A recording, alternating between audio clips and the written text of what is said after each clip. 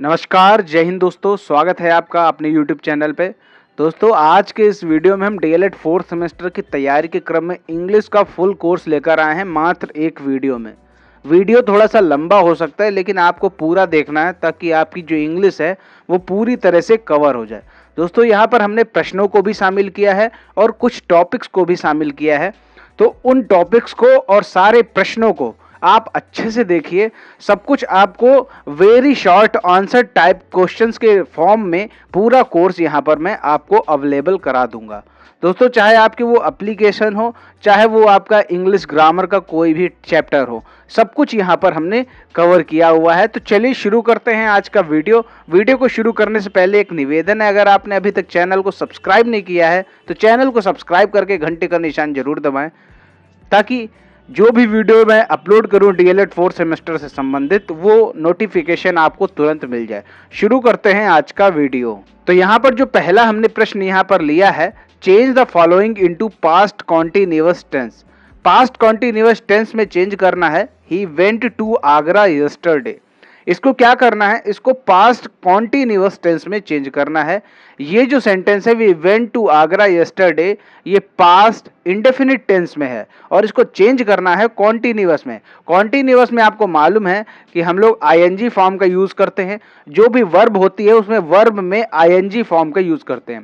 तो यहाँ पर आपको मालूम है ये जो वेंट है ये गो का सेकेंड फॉर्म है। गो, वेंट, गॉन होता है ना। गो होती फर्स्ट फॉर्म, वेंट होती सेकेंड फॉर्म और गॉन होता है थर्ड फॉर्म। तो वेंट का मतलब है कि इसकी फर्स्ट फॉर्म गो है, तो यहां पर हम गो का आईएनजी फॉर्म यूज करेंगे। He was going to Agra yesterday. तो ये चीज क्लियर हो गई आपको कि इसका जो पास्ट कॉन्टिन्यूअस टेंस बनेगा वो होगा he was going to Agra yesterday. देखिए यहां पर सिर्फ परिवर्तन कहाँ किया गया है, सिर्फ और सिर्फ वेंट में परिवर्तन किया गया है। वेंट जो है वो पास्ट इंडेफिनिट के लिए यूज होता है, वहां पर वर्ब की सेकेंड फॉर्म यूज होती है। यहां पर जब हम कॉन्टिन्यूअस बनाएंगे तो यहां पर हेल्पिंग वर्ब के साथ साथ हमें वर्ब की आईएनजी फॉर्म का यूज करना होगा। अगर यहां पर प्रेजेंट कॉन्टिन्यूअस टेंस बोल देते तो यहां पर इज वाज की जगह हम इज का यूज करते, he is going to Agra. तो ये चीज आपको क्लियर होनी चाहिए कि प्रेजेंट कॉन्टिन्यूअस में क्या यूज करना है, पास्ट कॉन्टिन्यूअस में क्या यूज करना है, और कॉन्टिन्यूअस की जब भी बात आएगी तो सदैव हमें आईएनजी फॉर्म लगाना होगा। अगला जो प्रश्न है, complete the following sentence using the correct form of the verb given in the bracket. The doctor dash after the patient had died. यहां पर कम दे रखा है वर्ब। अब कम का कौन सा फॉर्म यूज करना है, तो यहां पर हमें सेंटेंस को फिर से पढ़ना पड़ेगा ताकि हम ये पता लगा सके कि ये आखिर कौन से टेंस का सेंटेंस है। तो doctor after the patient had died, यानी ये पास्ट का टेंस है। तो जब पास्ट की टेंस की बात आती है, पास्ट टेंस की, तो वहां पर हम किसका उपयोग करते हैं, हम प्रयोग करते हैं सेकेंड फॉर्म का। तो पास्ट की बात आ रही है तो doctor came after patient had died. ठीक है, तो ये चीज आप क्लियर हो गई। जो डॉक्टर है वो केम के साथ यूज होगा, doctor came after the patient had died. अगला प्रश्न है, give one example of noun, adjective and adverb clause. तो नाउन क्लॉज का क्या एग्जांपल होगा, I do not know where he lives. ये हो गया नाउन क्लॉज का एग्जांपल। अगला है, pay attention to what your teachers say. ये नाउन क्लास का एग्जाम्पल है। अब यहां पर एडजेक्टिव क्लॉज का देखिए, this is the village where I was born. ये वो गांव है जहां पर मैं पैदा हुआ था। तो ये आपका हो गया एडजेक्टिव क्लॉज का।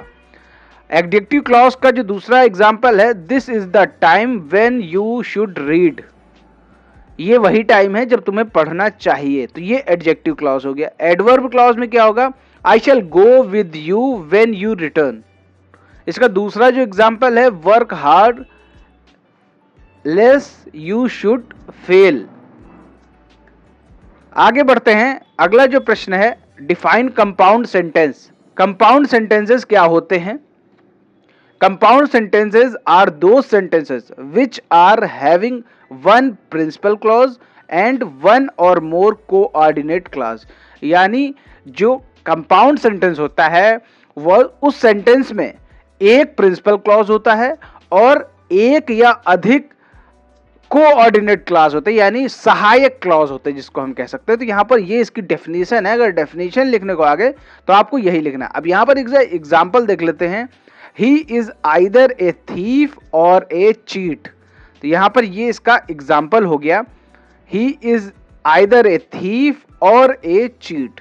ठीक है, तो यहाँ पर एक प्रिंसिपल क्लॉज है और एक कोऑर्डिनेट क्लॉज है। तो ये आपका कंपाउंड सेंटेंस हो गया।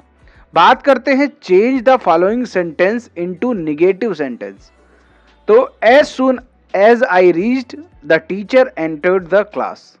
तो इसका जो निगेटिव होगा, एज सून का निगेटिव हो जाता है no sooner. No sooner had I reached then the teacher entered the class. तो ये इसका निगेटिव सेंस हो गया। बात करें प्रीपोजिशन की डेफिनेशन की, डिफाइन प्रीपोजिशन।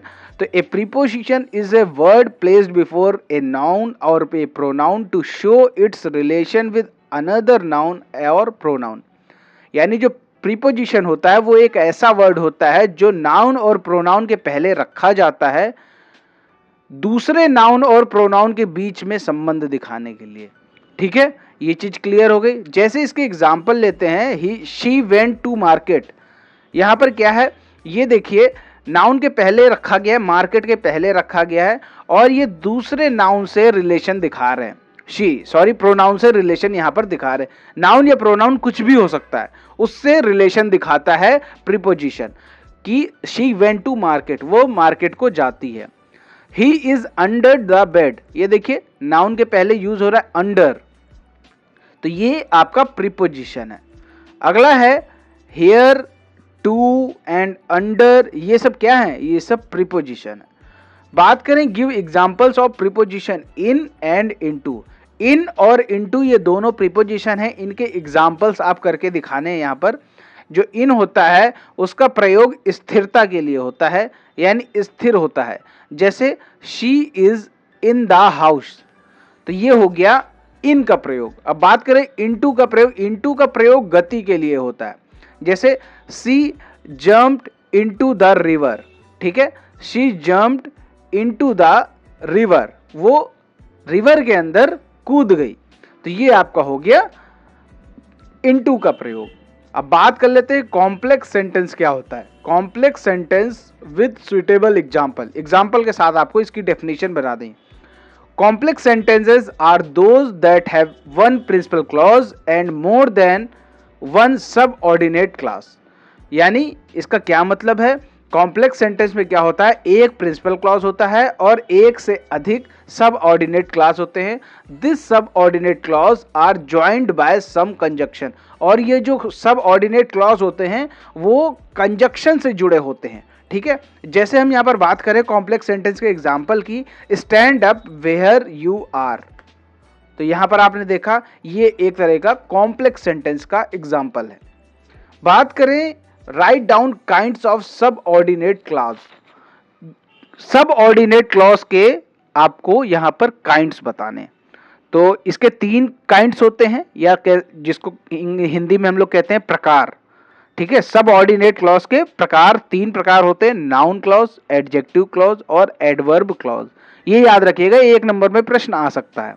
अगला प्रश्न है fill in the gap using the correct form of the verb given in the bracket. Shyam will have left for Mumbai before the rainy season. अब यहां पर जो फिल इन द ब्लैंक्स है, यहां पर क्या भरना है, बिगिन का सही फॉर्म भरनी, बिगिन की जो करेक्ट फॉर्म है वो यहां पर भरनी।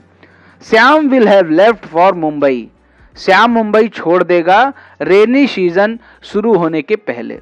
तो रेनी सीजन जो है जब शुरू होगा तो यहाँ पर कौन सी फॉर्म लगेगी, बिगिन का हो जाएगा बिगिंस। ठीक है, तो यहाँ पर ये आपका उत्तर आ गया बिगिंस। आगे बढ़ते हैं प्रश्न संख्या 11। Change the following sentence into past perfect continuous tense. नीचे एक सेंटेंस दिया, he is reading the Ramayana. तो इसको पास्ट परफेक्ट कॉन्टिन्यूअस टेंस में चेंज करना है। दोस्तों यहाँ पर आपके लिए एक प्रश्न है कि ये जो he is reading the Ramayana है, ये आप हमें नीचे कमेंट में बताइए कि ये कौन से टेंस का है, ये कौन से टेंस का सेंटेंस है। जो he is reading the Ramayana, यहाँ पर कौन सा टेंस है?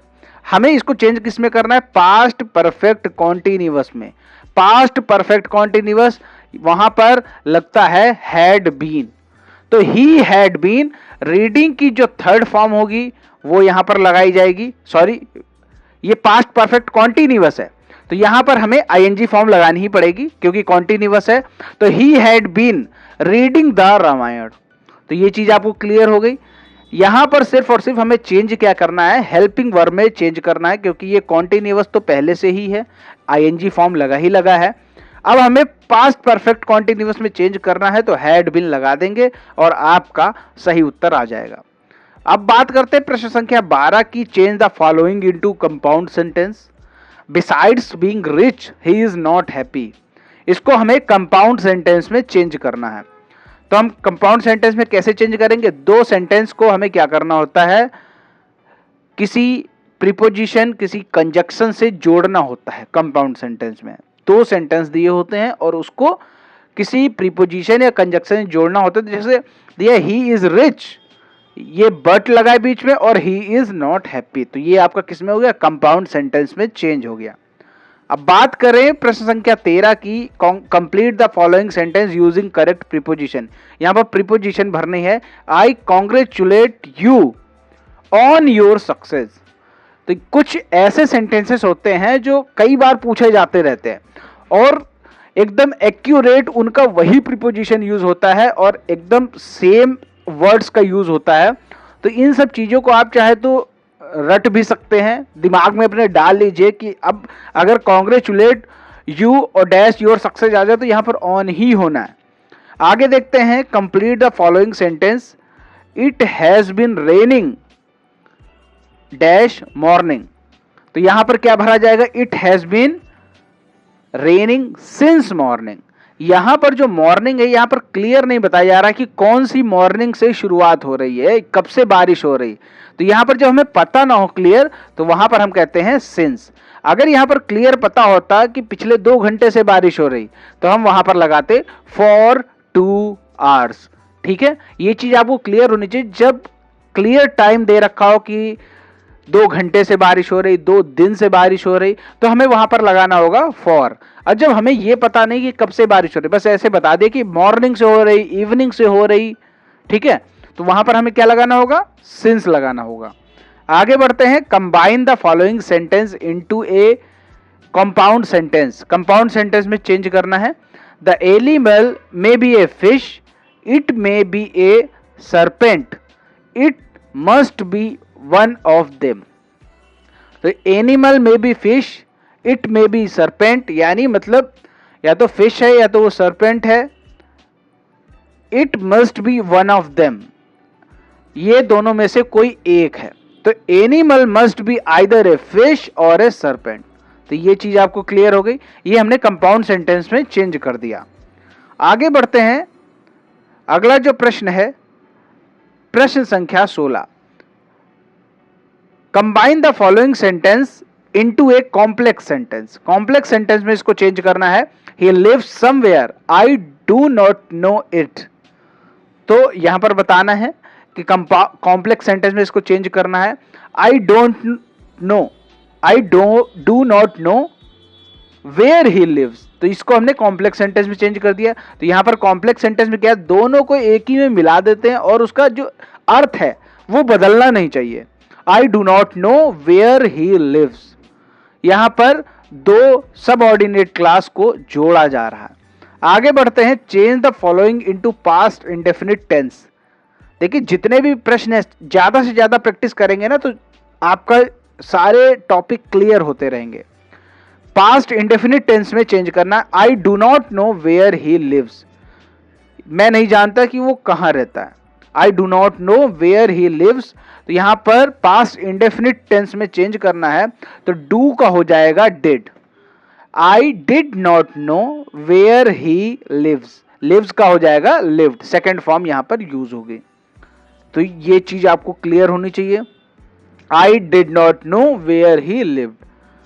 अब आगे बढ़ते हैं प्रीपोजिशन के बारे में थोड़ा सा पढ़ लेते हैं। प्रीपोजिशन की जो परिभाषा है अभी हम पढ़ा चुके हैं। Preposition is a word placed before a noun और pronoun to show its relation with another noun और प्रोनाउन।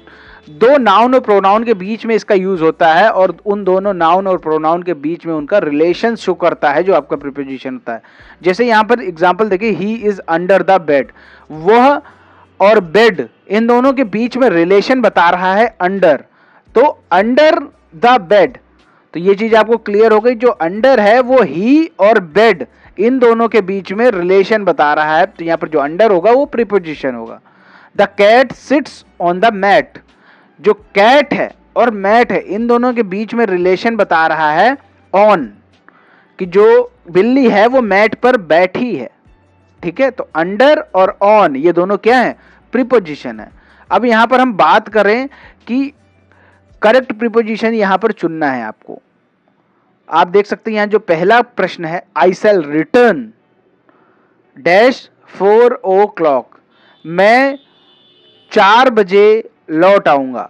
तो यहां पर क्या भरा जाएगा, आई शैल रिटर्न बाय 4 o'clock। देखिए जब भी टाइम की बात है 4 o'clock 9 o'clock तो हमेशा बाय लगाइएगा। ठीक है, आगे बढ़ते हैं। Fill in the blanks, this I want to other books.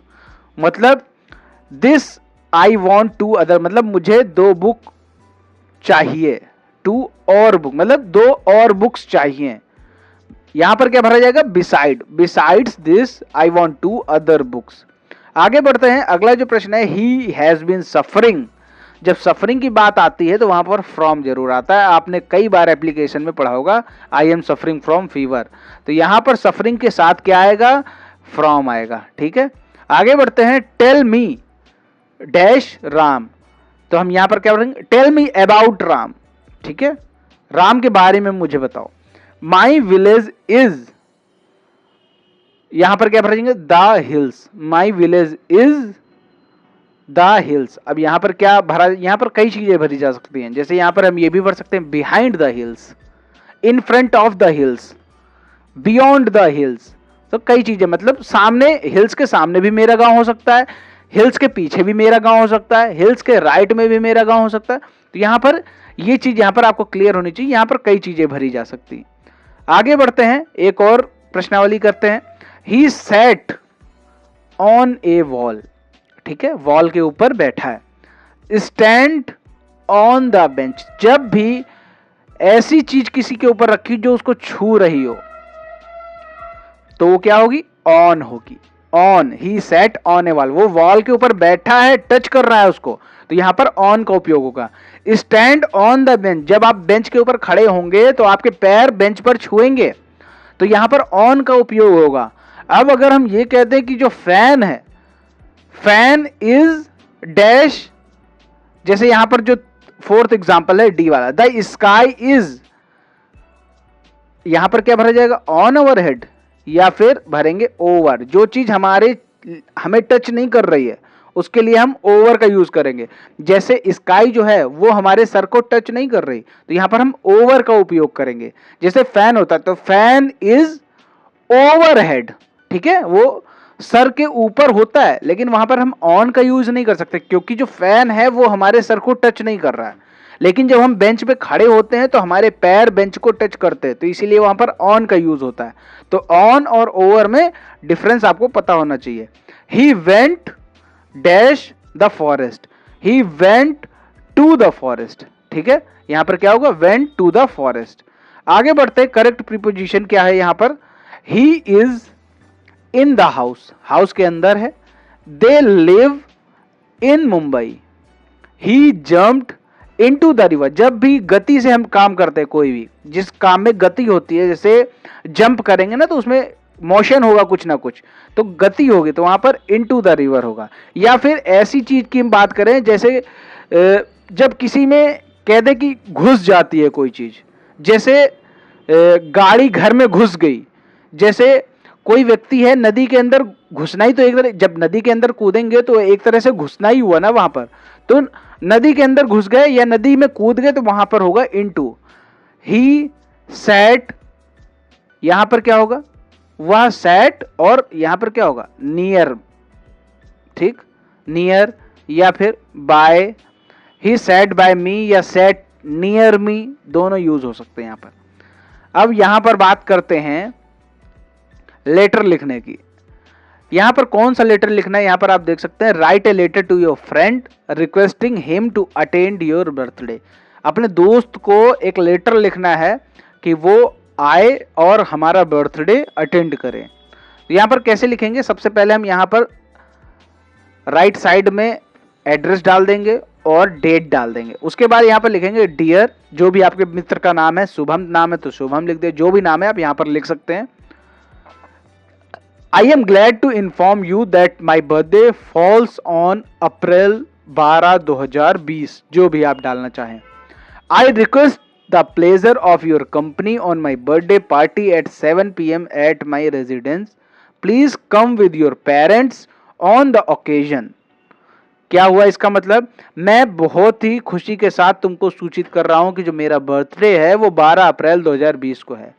मैं आपसे रिक्वेस्ट करता हूं कि आप इस बर्थडे पार्टी में शामिल हों 7 बजे एट माई रेजिडेंस, यानी मेरे घर पर।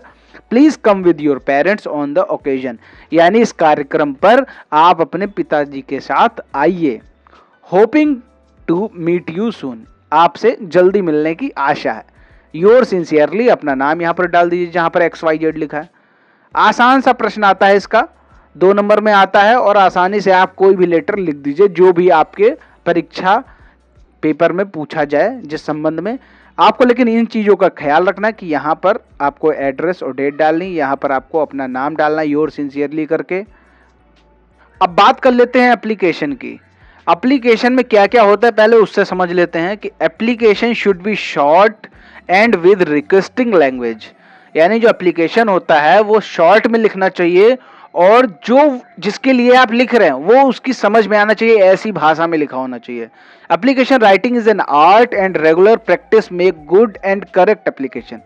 एप्लीकेशन राइटिंग एक आर्ट है, ठीक है, इसकी ज्यादा से ज्यादा प्रैक्टिस करेंगे, रेगुलर प्रैक्टिस करेंगे तो क्या होगा कि हम जो एप्लीकेशन है वो अच्छा और शुद्ध बना सकेंगे। तो ये चीज आपको क्लियर हो गई कि एप्लीकेशन कैसे होते हैं। लेटर्स और एप्लीकेशन की रचना में थोड़ा अंतर होता है। प्रार्थना पत्र यानी एप्लीकेशन में सबसे ऊपर पृष्ठ के बाईं ओर प्राप्त करने वाले का पता और पद लिखा जाता है। इसके पश्चात अभिवादन शब्द सर और मैडम लिखा जाता है। तो ये होता है आपका प्रार्थना पत्र में, ठीक है। अब बात करें एप्लीकेशन कैसे लिखा जाता है। Write an application to the principal of your college informing him about your illness and requesting him to grant you leave of absence for 3 days। यहाँ पर अपने प्रिंसिपल को आप एप्लीकेशन लिख रहे हैं और उनसे रिक्वेस्ट कर रहे हैं कि मेरी जो बीमारी के कारण मुझे छुट्टी चाहिए। तो यहाँ पर कैसे लिखेंगे, टू द प्रिंसिपल, जिसके नाम एप्लीकेशन लिख रहे हैं पहले टू लिखेंगे, फिर उसके नीचे अगली लाइन से थोड़ा आगे बढ़ा के, देखिए ये यहाँ से लिखा गया, इसको यहाँ से लिखना, to the principal DIET Agra, या फिर जो भी आपके कॉलेज का नाम हो आप अपने कॉलेज का नाम लिख देंगे। उसके बाद हम लिखेंगे सर या मैडम, जो भी, अगर प्रिंसिपल लेडी हैं तो मैडम लिखना पड़ेगा, अगर मेल हैं तो आपको सर लिखना पड़ेगा। Respectfully I beg to say that I have been suffering from fever since last night, ठीक है, यानी रिस्पेक्टफुली यानी सविनय निवेदन के साथ बताना चाहता हूं कि मैं पिछली रात से बुखार से पीड़ित हूं। The doctor has advised me to take 3 days rest, doctor ने मुझे 3 दिन आराम करने को कहा है। I therefore request you to grant me 3 days leave of absence from diet from today, यानी मैं डाइट में एब्सेंस हूं और मुझे 3 दिन की छुट्टी चाहिए। थैंकिंग यू यहाँ पर लिख देंगे बाईं तरफ और डेट डाल देंगे बाईं तरफ, और यहाँ पर लिखेंगे योर ओबीडियंटली, यहाँ पर ओबीडियंटली लिखना पड़ेगा क्योंकि जो प्रिंसिपल होते हैं उनके आप शिष्य हैं। तो आज्ञाकारी एक तरीके से जैसे हिंदी में लिखा जाता है वैसे यहाँ पर इंग्लिश में लिखा जाता है योर ओबीडियंटली, और नीचे अपना नाम डालना है। एक बार आप चाहें तो इसको अच्छे से देख सकते हैं। आगे बढ़ते हैं, एक एप्लीकेशन और है कि write an application to your principal requesting him to allow you a change in the subject offered by you, यानी आप अपने प्रिंसिपल को एक एप्लीकेशन लिख रहे हैं जिसमें आप अपने सब्जेक्ट को चेंज करना चाहते हैं। जो आपने पहले सब्जेक्ट ले रखे हैं उसमें कोई चेंज करना चाहते हैं तो कैसे लिखेंगे, फिर से वही एप्लीकेशन का मामला है, तो हम टू लिखेंगे, टू द प्रिंसिपल और कॉलेज का नाम, नीचे अपना डिस्ट्रिक्ट का नाम, उसके बाद सर या मैडम जो भी लिखना चाहें। यहाँ पर लिखेंगे respectfully I beg to say that I am regular student of class 10th of your college. आप जिस भी क्लास में हैं आप वहाँ पर अपने क्लास का नाम लिख सकते हैं। 10th में बीटीसी कर रहे हैं तो बीटीसी, डीएलएड कर रहे हैं तो डीएलएड, जो भी है। तो I offered geography as one of my subject, मैंने ज्योग्राफी ऑफर किया था सब्जेक्ट में, but I find it very difficult, लेकिन मैंने पाया कि ये बहुत कठिन है। I think I shall not be able to secure good marks in this subject, मैंने सोचा कि मैं इस सब्जेक्ट में अच्छे मार्क्स नहीं ला पाऊंगा। So I want to offer economics in place of geography, यानी कि अब मैं ज्योग्राफी के स्थान पर इकोनॉमिक्स लेना चाहता हूं and request you to permit this change, और आपसे उम्मीद करता हूं, आपसे मतलब निवेदन करता हूं कि ऐसा करने की अनुमति प्रदान की जाए। लास्ट में बाईं ओर लिखेंगे थैंकिंग यू और डेट डाल देंगे, और यहाँ पर लास्ट में लिख देंगे योर ओबीडियंटली, प्रिंसिपल को लिख रहे हैं, किसी टीचर को लिख रहे हैं तो यहाँ पर ओबीडियंटली लिखा जाएगा, और अपना नाम डाल देंगे, और आपको यहाँ पर अपने क्लास का जो भी क्लास में है वो डाल दीजिए। तो ये चीज़ आपको समझ में आ गई कि किस तरह हमें एप्लीकेशन लिखना है। और यहाँ पर हमने क्या लिखा था, यहाँ पर हमने लेटर लिखा था अपने फ्रेंड को, ठीक है। तो ये चीज़ें आपको दोनों क्लियर हो गई।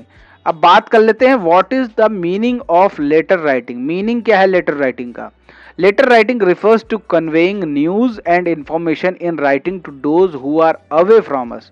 हम लेटर उनको लिखते हैं जो हमसे दूर होते हैं और उनको हम कोई न्यूज़ देते हैं या कोई इंफॉर्मेशन देते हैं। Everyone may be required to write letters sometime or to other, यानी सभी को कभी ना कभी जरूरत पड़ती है लेटर लिखने के लिए। Hence it is important to learn a write good letter, यानी हमें जरूरी है कि हमें एक अच्छा लेटर लिखना आना चाहिए as it affects our relation with others। अगर अच्छा लेटर नहीं होगा तो ये हमारे रिलेशन को प्रभावित करेगा as well as our business transaction, और हमारे बिजनेस ट्रांजैक्शन को भी प्रभावित कर सकता है अगर हमें अच्छा लेटर लिखना नहीं आता है या फिर हम अच्छा लेटर नहीं लिखते तो ये हो गई लेटर राइटिंग की बात कि मीनिंग क्या है। लेटर राइटिंग, लेटर जो है हम उनको लिखते हैं जो हमसे दूर होते हैं। हम उस लेटर के माध्यम से कोई सूचना साझा करते हैं, शेयर करते हैं, या फिर कुछ अपनी बातें बताते हैं, कुछ इंफॉर्मेशन देते हैं।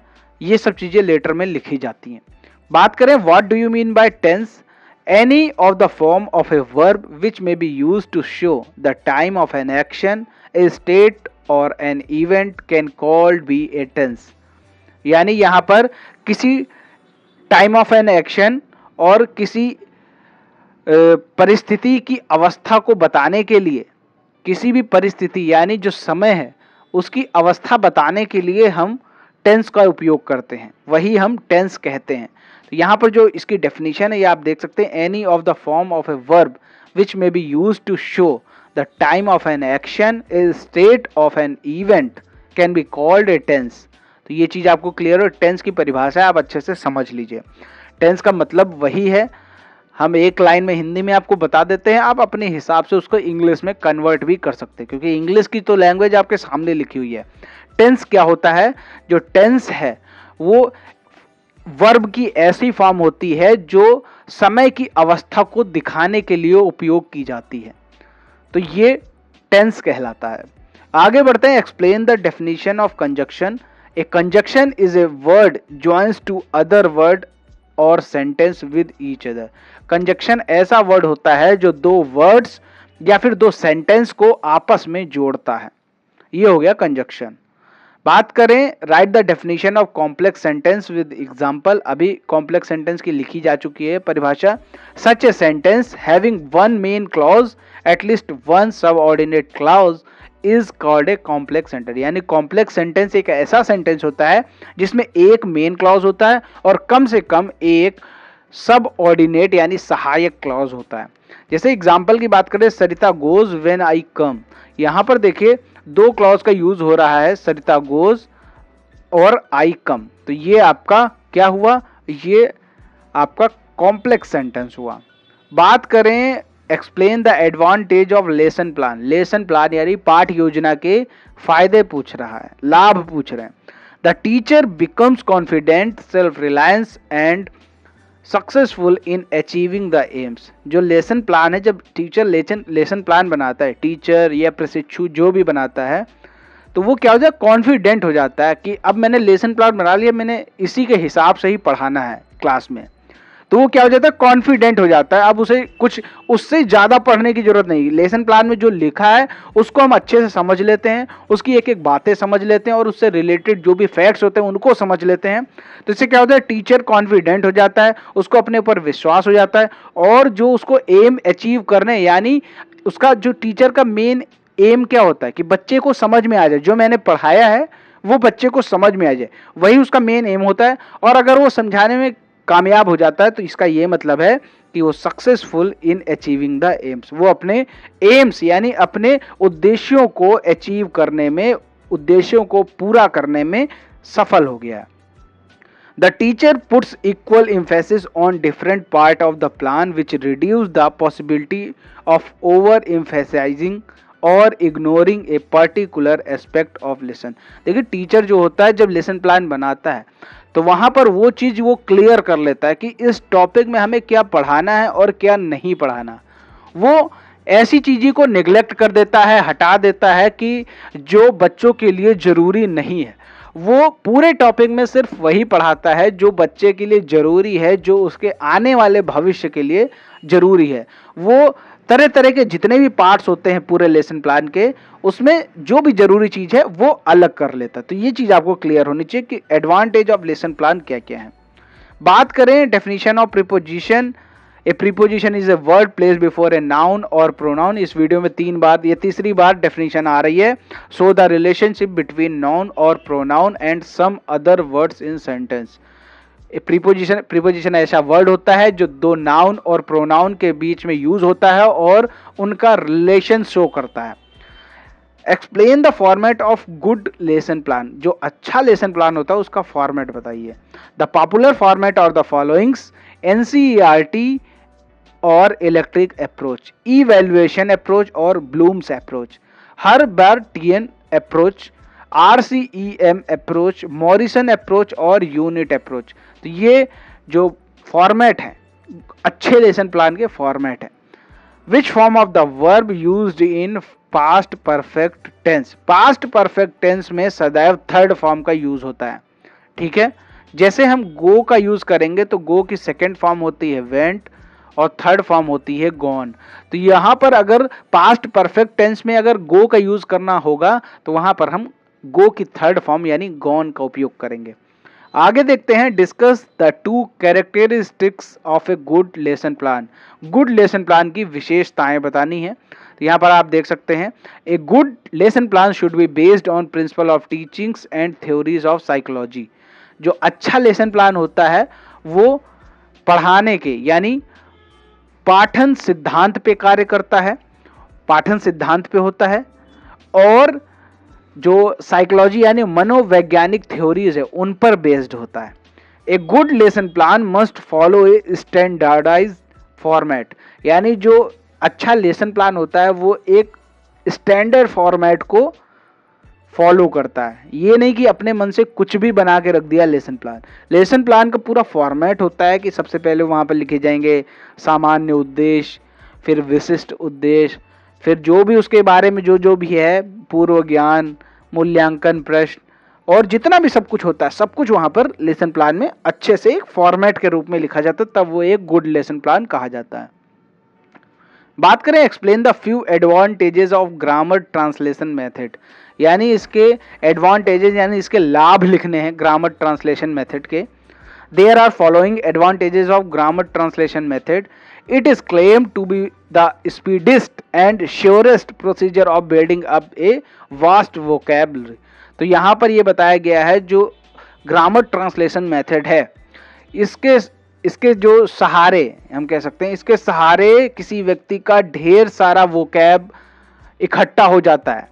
उसको वोकैब जो होती है वो व्यक्ति की मजबूत हो जाती है अगर वो ग्रामर ट्रांसलेशन मेथड के माध्यम से कोई लैंग्वेज सीख रहा है। It is based on maxim of learning from known to unknown. ये जो है ये ज्ञात से अज्ञात की ओर इसके शिक्षण सूत्र काम करते हैं। It is economic and save considerable time by offering a single equivalent word in the mother tongue instead of long definition और एक्सप्लेनेशन। यानी क्या है, ये जो मेथड होता है ये ऐसा मेथड है कि इसको हम अपनी मदर टंग यानी अपनी मातृभाषा का उपयोग करके सीखते हैं। तो ये जो होता है ग्रामर ट्रांसलेशन मेथड, ये एक तरीके से हम कह सकते हैं कि काफ़ी ज़्यादा इजी होता है। तो ये हो गए इसके ग्रामर ट्रांसलेशन मेथड के फायदे। अब बात करें describe the pre requisites of lesson plan. तो प्री रिक्वेस्टिक्स ये इसके लेसन प्लान बता दें आपको। To make a good lesson plan a teacher needs to fulfil the following pre requisites. तो यहाँ पर क्या है, a teacher should have knowledge about child psychology. एक टीचर को चाइल्ड साइकोलॉजी यानी बाल मनोविज्ञान का अच्छे से ज्ञान होना चाहिए। Their needs interest intelligence level perceptions, यानी चाइल्ड साइकोलॉजी यानी बाल मनोविज्ञान और उसकी ज़रूरतें, उसका इंटरेस्ट, इंटेलिजेंस लेवल यानी बुद्धिमत्ता लेवल, ये सब के बारे में टीचर को अच्छे से ज्ञान होना चाहिए। A teacher must have knowledge and good command over the content on which lesson planning is to be done. जो टीचर है उसको अच्छे से नॉलेज होना चाहिए, जो भी वो पढ़ाने जा रहा है उसका नॉलेज अच्छे से होना चाहिए, उस पर अच्छे से आप उसका कमांड होना चाहिए और उसको एक धारा प्रवाह में उस लेसन को पढ़ा सके, उसको ऐसा ज्ञान होना चाहिए अपने टॉपिक के बारे में।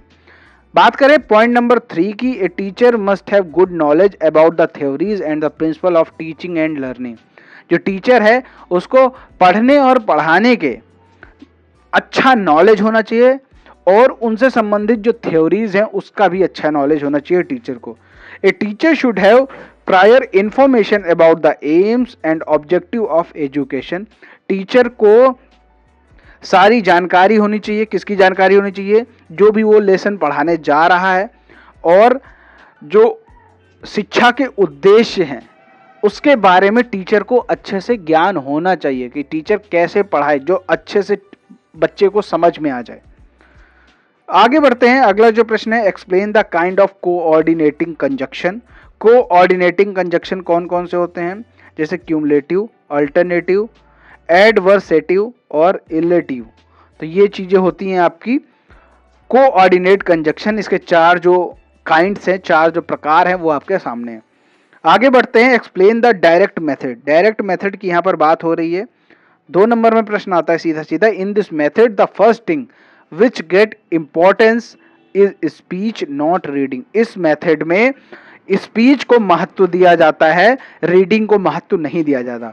The emphasis is based on the principal that fluency in English, fluency in learning and facility in writing follow fluency in speech. यहाँ पर डायरेक्ट मेथड में बस यही है कि जो आपकी स्पीच है इसमें अच्छे से फ्लुएंसी होनी चाहिए, यानी आप एक फ्लुएंट में अपनी स्पीच दे सकें। So learning to speak a language is always by far the shortest road to learning and to write. यानी learning to speak a language, एक भाषा को बोलने जो सीखना है, जो भाषा को बोलना सीखा जाता है वो डायरेक्ट मेथड है, वो शॉर्टेस्ट मेथड है एक तरीके से हम कह सकते हैं। जो शॉर्टेस्ट, लर्निंग टू राइट, पहले हम भाषा को सीखते हैं फिर लिखते हैं, तो डायरेक्ट मेथड जो है वो शॉर्टेस्ट एक तरीके से मेथड है सीखने से लेकर लिखने तक। कोई जैसे फॉरेन लैंग्वेज हम लोग सीखते हैं ना, तो जो डायरेक्ट मेथड है, अगर आपको लिखना आ गया तो आप बहुत जल्दी लर्निंग, मतलब अगर आपने सीख लिया तो आप उसको डायरेक्ट मेथड के फॉर्म में, डायरेक्ट मेथड के माध्यम से उसको लिखना बहुत जल्दी सीख जाएंगे। In this way we may say that the objective of the direct method is to teach language directly so that a direct bond may be stabilized. तो यहाँ पर क्या बताया जा रहा है, डायरेक्ट मेथड होता है वो जो कोई लैंग्वेज होता है उसको पढ़ाने के लिए, डायरेक्टली पढ़ाने के लिए, मतलब कि अगर कोई दूसरी ऐसी लैंग्वेज है जो आपको नहीं आती है उसको पढ़ाया जाता है, उसको डायरेक्टली पढ़ाया जा सकता है डायरेक्ट मेथड के माध्यम से। यहाँ पर यही बताया गया। तो ये है एक तरीके से डायरेक्ट मेथड। तो यहाँ पर अगर हम बात करें कि डायरेक्ट मेथड का जो कंक्लूजन है एक तरीके से कि हम आसान भाषा में डायरेक्ट मेथड को कैसे समझ सकते हैं। डायरेक्ट मेथड का ये मतलब है कि डायरेक्ट मेथड में कोई भी हम जब लैंग्वेज सीखना चाहते हैं तो उसके लिए हमें क्या करना होगा, हमें स्पीच पर ध्यान देना होगा, रीडिंग पर इतना ज़्यादा ध्यान नहीं देना होगा। और डायरेक्ट मेथड के माध्यम से हम किसी भी फॉरेन लैंग्वेज को डायरेक्टली सीख सकते हैं। तो ये चीज़ें कुछ चीज़ें हैं क्लियर, उसको आप अपनी भाषा में बनाकर डायरेक्ट मेथड में लिख सकते हैं तो आपको 2 नंबर मिल जाएंगे। बात करते हैं change the following into past continuous tense. Past continuous tense में इसको चेंज करना है। Mohan has been reading for 2 hours। Mohan जो है 2 घंटे से पढ़ रहा है। तो यहाँ पर पास्ट कॉन्टिन्यूअस टेंस में इसको चेंज करना है। तो पास्ट कॉन्टिन्यूअस टेंस में क्या होता है, वाज वर्ब लगता है। तो यहाँ पर मोहन है तो मोहन के साथ वाज लगेगा और आईएनजी फॉर्म लगेगी। तो रीडिंग पहले से ही तो लिख दिया, Mohan was reading for 2 hours। Change the following into passive voice. इसको पैसिव वॉइस में चेंज करना, I am writing a letter. तो सबसे पहले हम ऑब्जेक्ट ले लेंगे ए लेटर, एम लगा यानी ये प्रेजेंट में है। तो a letter is being written by me. तो यहां पर सदैव थर्ड फॉर्म का यूज होता है पैसिव वॉइस में। तो a letter is being written by me. अगला जो प्रश्न है, complete the following sentence, I prefer milk to tea. यहां पर जब भी प्रिफर की बात आएगी तो प्रिफर के साथ सदैव TO2 लगता है, याद रहेगा। प्रिफर के साथ सदैव टू लगेगा चाहे कैसा भी सेंटेंस हो। Complete the following sentence, I congratulated me on my success. उसने मुझे मेरी सक्सेस पर बधाई दी। अगला जो प्रश्न है, change the following sentence into complex sentence, in spite of working hard he failed. यानी कठिन परिश्रम के बावजूद वो फेल हो गया। तो इसका जो कॉम्प्लेक्स सेंटेंस होगा, although he work hard yet he failed. उसने कठिन परिश्रम किया फिर भी वो फेल हो गया। तो अगला प्रश्न है, complete the following sentence, if you had worked hard you would have passed. यहां पर क्या आएगा, वुड हैव पास्ड, यानी अगर तुम कठिन परिश्रम करते तो तुम पास हो जाते। आगे बढ़ते हैं, what are the method approaches of teaching English. जो इंग्लिश टीचिंग के मेथड्स हैं वो आपको बताने हैं। There are few methods approaches of teaching English. पहला है ग्रामर ट्रांसलेशन मेथड, दूसरा है डायरेक्ट मेथड, तीसरा है स्ट्रक्चरल अप्रोच, चौथा है कम्युनिकेटिव अप्रोच। यहाँ पर जो मेन है वो 4 यहाँ पर दिए गए हैं। बात करते हैं, right the kinds of conjunction. Conjunction कितने प्रकार के होते हैं, 3 प्रकार के होते हैं, subordinating conjunction, coordinating conjunction, correlative conjunction. आगे बढ़ते हैं, प्रश्न संख्या 47, write the definition of compound sentence with example. तो कंपाउंड सेंटेंस की यहाँ पर डेफिनेशन देनी है। Such a sentence has having 2 or more main clause is called as compound sentence. Compound sentence ऐसा सेंटेंस होता है जिसमें 2 या अधिक मेन क्लॉज उपलब्ध होते हैं या मेन क्लॉज होते हैं। जैसे एग्जांपल है, ही गोज एंड आई कम। यहाँ पर देखिए 2 क्लॉज हैं, ही गोज एंड आई कम। अगला जो प्रश्न है, explain the 2 merit and demerit of direct method. यहां पर आपको मेरिट और डीमेरिट बतानी है। There are following merit of direct method, words taught in related situation leave ever lasting impression on the mind of student. यहाँ पर जो शब्द पढ़ाए जाते हैं वो सीधा स्टूडेंट के दिमाग में सेट हो जाते हैं, तो ये फायदा है। इन this method sentence is the unit of speech. इस मेथड में जो सेंटेंस होता है वो स्पीच की एक तरह से यूनिट होती है, ठीक है, क्योंकि डायरेक्ट मेथड में स्पीच को ही महत्व दिया जाता है, रीडिंग को महत्व नहीं दिया जाता। आगे बढ़ते हैं, डीमेरिट्स की बात करें। डीमेरिट्स क्या है डायरेक्ट मेथड की? There are following demerits of direct method. This method prohibits the use of mother tongue while a comparison with mother tongue is often desirable to eradicate। तो यहां पर क्या होगा, इसका ये मतलब है कि जो मेथड है, डायरेक्ट मेथड है, ये प्रोहिबिट यानी यहाँ पर मदर टंग का यूज करना एक तरीके से निषेध होता है, यानी मना होता है। मदर टंग का यूज यहाँ पर हम नहीं कर सकते। जबकि क्या होता है कि हम जो भी सीखना चाहते हैं वो हम अपनी ज़्यादातर मदर टंग में ही सीखना चाहते हैं या मदर टंग की हेल्प से सीखना चाहते हैं। तो यहाँ पर ये इसकी डिमेरिट है कि यहाँ पर हम मदर टंग का यूज नहीं करते। Audio visual aids are not easily available so the method becomes expensive. यहाँ पर audio visual aids are not easily available, ये जो डायरेक्ट मेथड होता है इसमें इसके जो ऑडियो विजुअल एड्स हैं यानी जो इसकी सहायक सामग्री होती है वो आसानी से नहीं मिलती है। So the method become expensive and is beyond the reach of ordinary school and teacher. ये जो डायरेक्ट मेथड है इसमें महंगे उपकरणों का यूज होता है, इसीलिए साधारण स्कूल और साधारण टीचर इसका उपयोग नहीं कर पाते। तो ये इसकी डीमेरिट्स हो गई। बात करें which form of verb used in past indefinite tense, तो पास्ट इंडेफिनिट टेंस में सेकेंड फॉर्म यूज होती है। यहाँ पर मैं बता दूं जो आपका प्रेजेंट होता है उसमें फर्स्ट फॉर्म यूज होती है, ठीक है, एस और ई एस के साथ। जो पास्ट होता है उसमें पास्ट इंडेफिनिट में सेकेंड फॉर्म यूज होती है।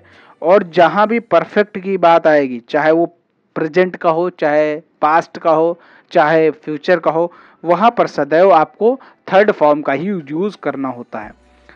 Write the correlative conjunction. Correlative conjunction क्या होता है? Correlative conjunction are pair of words that are always used together. ऐसे कंजक्शन, ऐसे दो कंजक्शन जो सदैव एक दूसरे के साथ ही यूज होते हैं वो कहलाते हैं कोरिलेटिव कंजक्शन। जैसे एग्जांपल लेते हैं, both and, not only but also, ये दोनों हमेशा एक साथ ही यूज होते हैं। आइदर और, नाइदर नॉर, वेदर और, ये आपके सामने 5 कोरिलेटिव कंजक्शन दिए हुए हैं। इनको आप चाहे रट लीजिए, कहीं लिख लीजिए।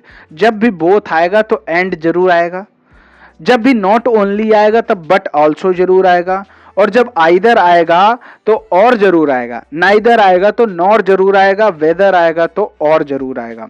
ठीक है, तो ये चीजें आपको क्लियर हो गई। ये होते कोरिलेटिव कंजक्शन, यानी ये आपस में रिलेट करते हैं और सदैव एक साथ आते हैं। आगे देखते हैं, explain the kind of preposition. Preposition के कितने काइंड होते हैं? 5 काइंड होते हैं। Phrase preposition, double preposition, simple preposition, participle preposition, compound preposition. तो ये 5 तरह के इसके प्रीपोजिशन होते हैं। जो फ्रेज प्रीपोजिशन होते हैं ये by means of, because of, on account of, in opposition to, with regard to, for the sake, instead of, on behalf of, with a view to, in the event. इस तरह करके ये सारे preposition के kinds दे रखे हैं और उन काइंड्स में कौन कौन से प्रीपोजिशन आते हैं ये आपके सामने लिखे हुए हैं। आप चाहे तो इसका स्क्रीनशॉट ले सकते हैं। बढ़ते हैं प्रश्न संख्या 52 की तरफ। Change the following sentence into present perfect continuous tense.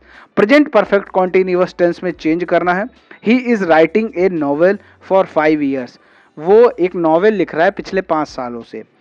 तो यहाँ पर प्रेजेंट परफेक्ट में चेंज करना है, तो ही के साथ लगेगा हैज, और प्रेजेंट परफेक्ट है तो बीन लगेगा हैज बीन।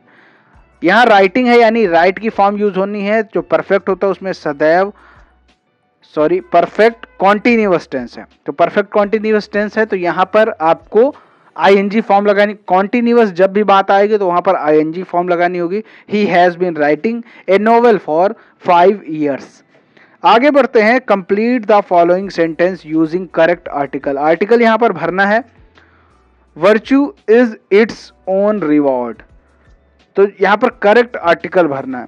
तो आर्टिकल आपको मालूम है, ए, एन, द, ये 3 तरह के आर्टिकल हो। तो यहाँ पर वर्च्यू के साथ यूज होगा the virtue is its own reward. तो यहाँ पर आप समझ गए क्या होगा। तो आगे देखते हैं अगला जो प्रश्न संख्या 54 है। Complete the following sentence.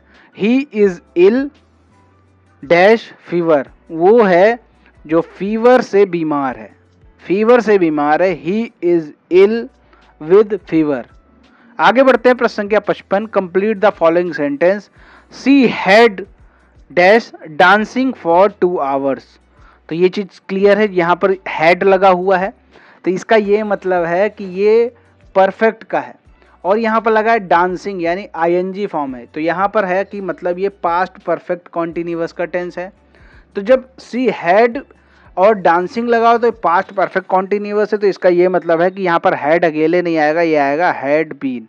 ठीक है, तो ये हो गया she had been dancing for 2 hours.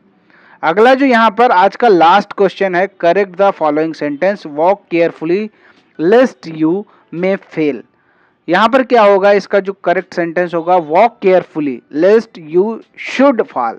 ठीक है, तो यहाँ पर क्या होगा, यू शुड फॉल, यहाँ पर मे की जगह शुड का यूज होगा। उम्मीद करता हूँ ये सारे प्रश्न आपको अच्छे से समझ में आ गए होंगे।